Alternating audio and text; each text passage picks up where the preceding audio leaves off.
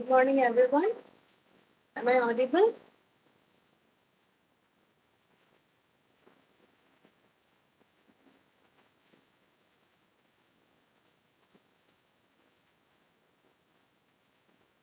Am I audible, students? Please respond. Okay. Okay. Good morning, everyone. So the students have joined 23 students.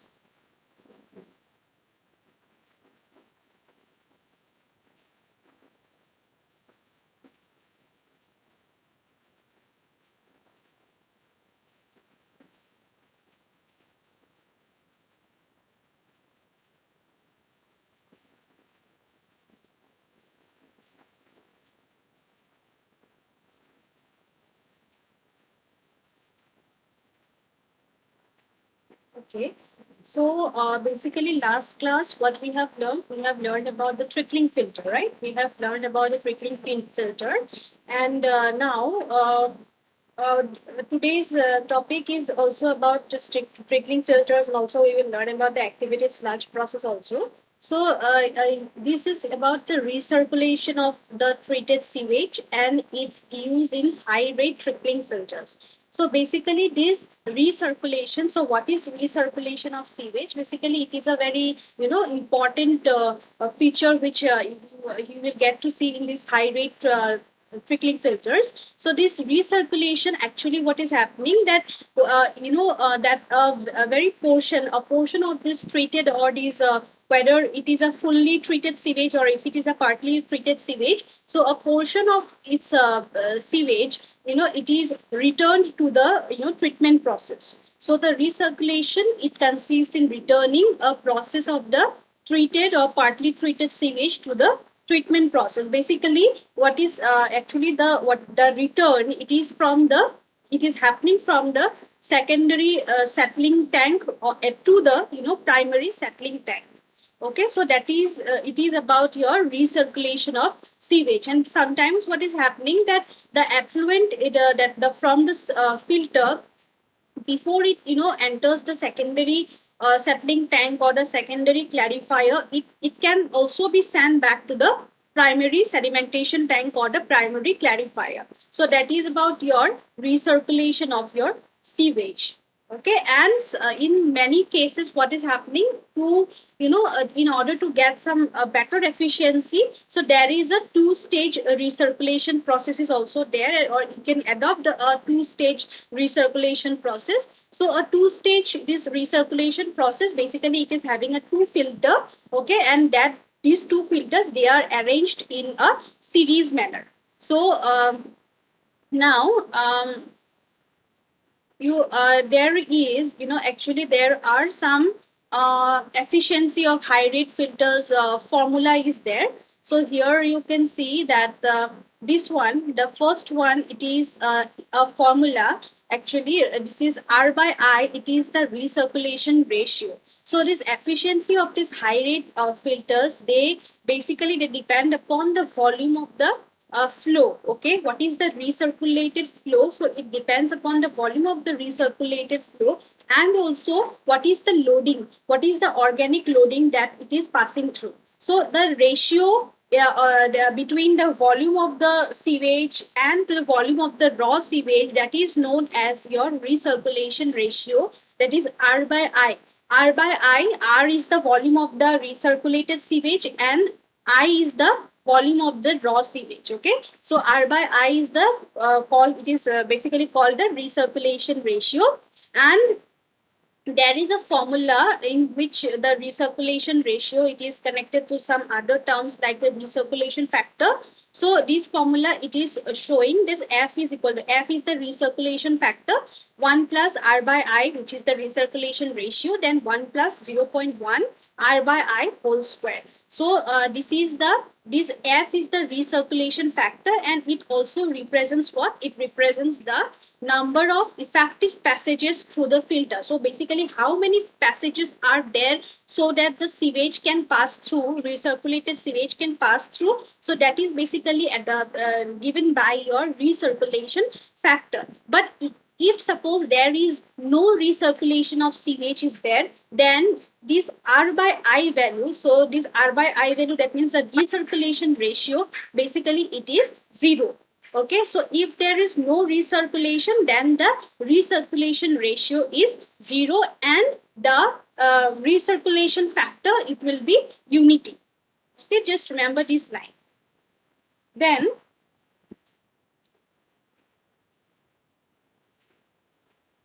okay, now coming to the secondary treatment process through the activated sludge process. So, trickling filter, as we already discussed, that was a attached growth system, isn't it? That was an attached growth system, and this activated sludge process, it is also a secondary treatment, but it is a suspended system. Okay, that is here it the or this sludge, it remains suspended.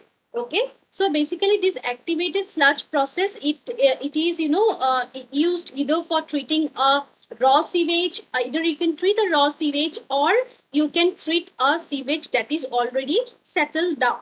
Okay, so the sewage effluent that comes from this primary sedimentation tank or the primary clarifier, so basically they are normally they are utilized in this activated sludge process, and they are what they are done, they are mixed with around 20 to 30% of the this activated sludge. Okay, so the sewage effluent which is coming from this primary sedimentation tank, so they are mixed with this 20 to 30% of this of its like own weight or own volume of this activated sludge. And this activated sludge, it contains a very high amount of this active aerobic microorganisms. That means this that has no oxygen, this supply of oxygen is there. So it consists of a very high or a very large concentration of these aerobic microorganisms. So this the mixture, after you this sewage effluent is mixed with this activated sludge, so this mixture, it now enters the aeration tank. So there is basically a aeration tank. So it enters the aeration tank, and where in this aeration tank, what is happening, the microorganisms and the sewage, they are very thoroughly mixed. So in this aeration tank, the microorganisms and the sewage, they are very intimately or very thoroughly mixed with a in the supply of oxygen, basically for about like 4 to 8 hours. Okay, so in presence of oxygen, the microorganisms and the sewage are mixed for about 4 to 8 hours. So like when these things are mixed up, so what is happening in this condition is that the organisms or the organisms which are moving due to this mixing, they will oxidize this organic matter. And when they will oxidize the organic matter, the suspended and this the matter, the suspended matters, they will form a precipitate, they will form a gelatinous precipitate. So at that precipitate, it will settle down in the in this secondary settling tank. So basically this is the process of your activated sludge process. And these these settled sludge or these microorganisms, they are these whatever is settled down now, it is known as your activated sludge. And this activated sludge, it can be again recycled to the recycled back to the aeration tank. So it is like a recirculation process. So it can again be recycled to the, it can be taken back to the head of this aeration tank. It will be again mixed with the sewage that is that is there present there. So again this activated sludge, it will be get mixed with the sewage that is being treated. So this activated sludge, it is now, it is continuously, it is being produced by this process. And also like a portion of it, it is again sent back to the aeration tank. Okay, so where the excess portion is the excess of this activated sludge, it is disposed, and the other part, it is again the sludge, it is collected during the primary treatment. Okay, so this is basically your activated sludge process, the treatment process actually in a brief. Okay, so uh, now, so whatever effluent you obtain from activated sludge plant, it is actually of very high quality, you can say.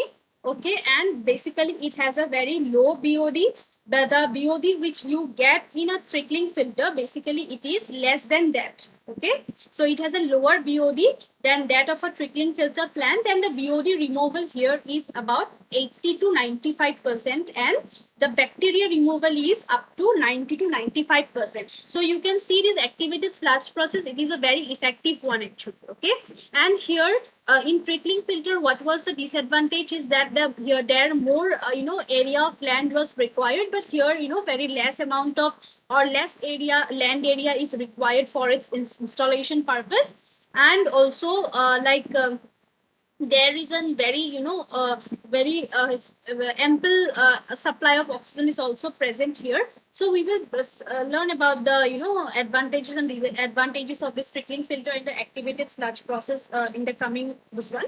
So basically now we have this is the operation units of an activated sludge plant. So this diagram you can see. So here basically the raw sewage is passed through the screens, then it is grid chamber, then primary sedimentation tank, then it is again sent to the aeration tank. Okay, then it is again sent to the secondary sedimentation tank, and then chlorination. But in this primary sedimentation tank and between it is before it is sent to the aeration tank, so it is again sent back to the aeration tank, which is known as your recirculation process. So one portion is sent to a sludge thickener. So sludge are they are being thickened actually in a sludge thickener tank. So this is the whole flow diagram of your activated sludge plant that gives a very a very high degree of treatment.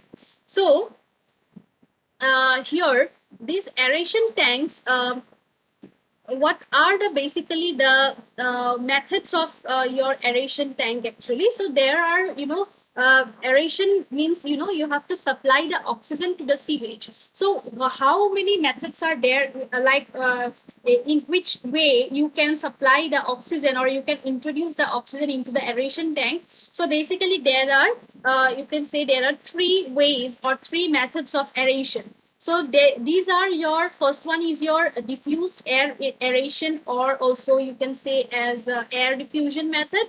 Then second one is your mechanical aeration, and third one is like the combination of both your diffused air aeration and also your mechanical aeration, which is known as your combined aeration.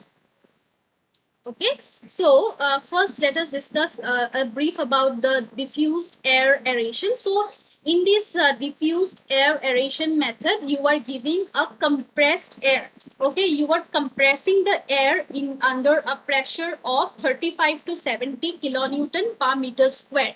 So here compressed air is given. Okay, and it is introduced into the aeration chamber, and there are diffusion plates are there are different diffusion plates are there, or these diffusion plates, it can be also known as your diffusers, as the name suggests that it is a diffused air aeration. So in this method you are introducing the compressed air through these diffusers. And the main thing about for selecting like you have to select a particular kind of diffuser. How will you select a diffuser? The main criteria it is that it should be the diffusers, it should be capable of diffusing the air into small bubbles. Okay, it should be capable of diffusing the air in small bubbles, so that it can give you the maximum efficiency. So that is your a kind of this is your process of your diffused air aeration. Now coming to the next aeration, that is your mechanical aeration. So in diffused in this mechanical aeration, what is happening here is that the sewage, it is it is stirred up. Okay, like it is mixed up with the means of some mechanical devices. So there in case of your diffused air, your diffusers are used, but here the sewage, it is mixed by means of some mechanical devices. And if I say the mechanical devices, so it means like there are kind of paddles. Okay, you have seen the cycling paddles, so that kind of paddles are being used in this mechanical aeration. Okay, so they you get so that the air, it is introduced here by, by the from the atmosphere, by it can continuously change the like surface of the sewage by the circulation. When the circulation is happening with the help of these paddles, so the atmosphere or the air from the atmosphere, it is continuously, it is changing the surface of the sewage from top to bottom. Okay, so everything is mixed up here. And here the main requirement of this mechanical aeration method is that this here you have to give thorough agitation of the sewage. So you have to give a complete thorough agitation, and so you can bring it into like the contact, intimate contact between the atmosphere. So this is and here also the aeration period, how much time you have to give the oxygen supply, so the or the air supply. So it depends on the mechanical process that is adopted for this agitation, and it generally it is between 6 to 8 hours. Okay, so it is a this is about your mechanical aeration. So next is your combined aeration. So in combined aeration, it is like the diffused air aeration and the mechanical aeration. If you do it together in a single type of unit, then it is known as your combined aeration. And if when you are doing this both this aeration in a single unit, and this single unit it is aerator unit, it is known as your Doropo aerator. Okay, it is known as a Doropo aerator. And here in this type of aerator, what is happening that the aeration of the sewage, it is like achieved, or it is you are getting this type of aeration by when you diffuse the air through the bottom diffuser plates. So there are also diffuser plates are also here, and also paddlers are also here. So rotating paddlers and both the diffuser plates are present in this type of combined aeration. And you are getting this type of sewage like by diffusing the air through this diffuser plates as well as by this rotating paddlers. And what is the rate of revolution per minute? That is your 10 to 12 revolution per minute is given. Okay, so this is about your combined aeration. So next is your next is your, there are certain design considerations that are involved in an activated sludge plant. So that is your, like, there are certain terminologies, or you should know what are the design considerations when you design an activated sludge plant. So you have to remember some terms. Okay, important terms you have to remember. So that is based on the the loading rates, that gives you the loading rates, how much loading is your rate of loading you are giving to the sewage or to the tank. So these are your, like, number one is your aeration period, which is also known as your hydraulic retention time, that is your HRT. In capital it is HRT. Then comes your BOD loading, that is per unit volume of aeration tank, that is also known as your volumetric loading. Then comes your food to microorganism ratio, that is F by M ratio. Okay, and number four is your sludge age. So first is your aeration period or HRT, which is also known as your hydraulic retention time. So this hydraulic, this retention time, or it is given by one formula, which is your volume of the tank divided by rate of sewage flow in the tank. Okay, so this aeration period, which is given by small t, it is giving you the loading rate, like at which this sewage is applied to the aeration tank.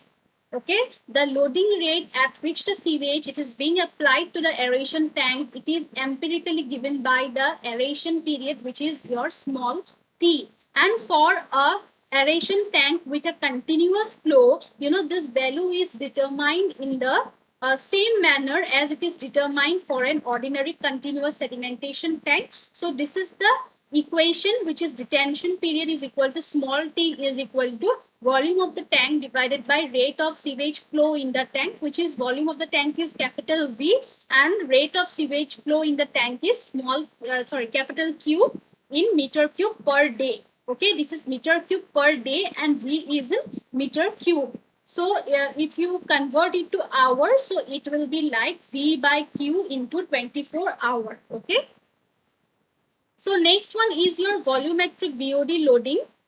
So here another equation is given to you, is that volumetric BOD loading or organic loading. This is also known as your organic loading. So your equation is your like mass of BOD that is applied per day to the aeration tank through influent sewage in gram. Okay.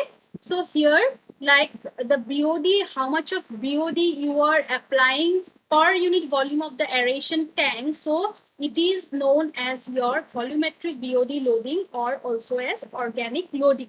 And it is mass of this BOD applied is your Q into Y naught. So Y naught here is BOD 5. Okay. BOD 5 and Q is your sewage flow into the aeration tank and V is the aeration tank volume. Okay. So third one is your food to microorganism ratio. So food is capital F and microorganism is given by capital M. So here the formula is like daily BOD load applied to the aerator system in gram and divided by total microbial mass in the system in gram. So this F by M ratio, it is basically adopted for this activated sludge process, and it gives you the organic loading rate also, and it is like it is expressing the BOD loading with respect to the microbial mass in the system. Okay, so this is the formula for your F by M ratio. So next is your sludge age. So sludge is basically it is like a parameter you can say which is related to this F by M ratio, that is food by microorganism ratio.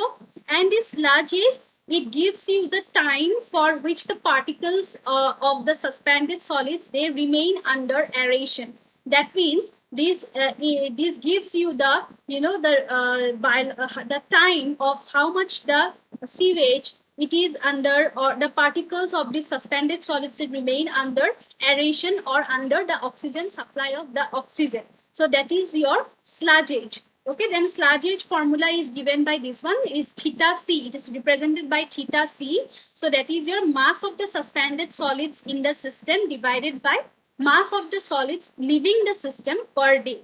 Okay, so this is your sludge age formula. Okay, now coming to the advantages and disadvantages of your activated sludge plant. So basically, this activated sludge plant, they first one is your they require lesser land area. Okay, is required. Then the head loss in the plant is also very low. Then there is no fly or other nuisance in the activated sludge plant, which was there in the trickling plant. Then the capital cost is also less, and there is a very greater flexibility of operation, and the permitting control on the quality of the effluent is possible. Like you can control the quality of the effluent here in the activated sludge process. And in case, what are the disadvantages of the activated sludge plant? That here the cost of operation is very high. Okay, with there is a very great power consumption, and here a lot of machines are used and a lot of machines are to be handled, and the sudden there is a change in the character of this sewage, and this sudden change of this character of the sewage, it may produce some very bad effects on the process of the working. And there is also like bulking of sewage is sorry, bulking of sludge is there. Like here it has to be controlled, like when these industrial wastewaters are very high with the carbohydrate content, or the in this case what is happening, the bulking is happening, and this should be stopped, and or this should be controlled. So these are like some of the disadvantages of your activated sludge plant over your trickling filter plant. So, okay. So,